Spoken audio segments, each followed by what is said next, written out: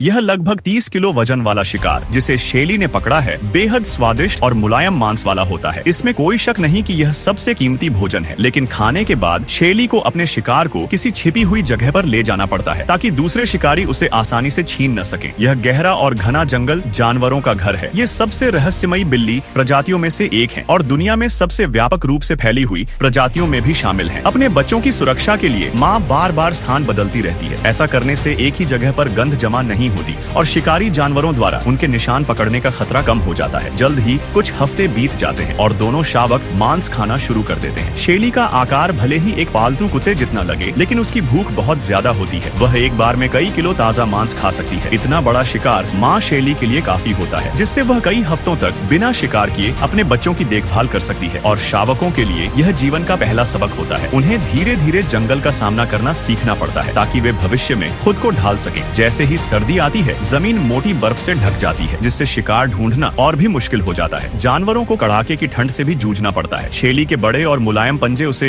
बर्फ पर बिना आवाज किए चलने में मदद करते हैं, जैसे प्राकृतिक बर्फ के जूते। इस समय यह अनुभवी शिकारी एक बड़े झुंड पर नजर गड़ाए हुए है। गहरी बर्फ में उनके शरीर धंस रहे हैं, जिससे उनकी चाल धीमी हो गई है। वहीं शेली धीरे धीरे झुककर अपने शिकार के करीब पहुंचती है, लेकिन जैसे ही वह हमला करने वाली होती है, झुंड अचानक सतर्क हो जाता है और उसका यह हमला असफल हो जाता है। तभी एक छोटा सा शिकार सामने आता है। पल भर में ही वह शेली का शिकार बन जाता है। अन्य बड़े बिल्लियों की तरह शेली सटीक तरीके से शिकार के गले को दबोचकर उसकी जान ले लेती है। शिकार को सुरक्षित जगह पर ले जाकर वह उसका ताजा और रसदार मांस खाने लगती है। इतना बड़ा शिकार उसके लिए कई हफ्तों तक पर्याप्त ऊर्जा देता है, जिससे वह अगली शिकार का इंतजार कर सके। शेली ने कई मुश्किलों को पार करके इस जंगल की मालिक बन चुकी है, लेकिन कुछ खतरे ऐसे भी होते हैं जिनका सामना करना उसके लिए भी आसान नहीं होता।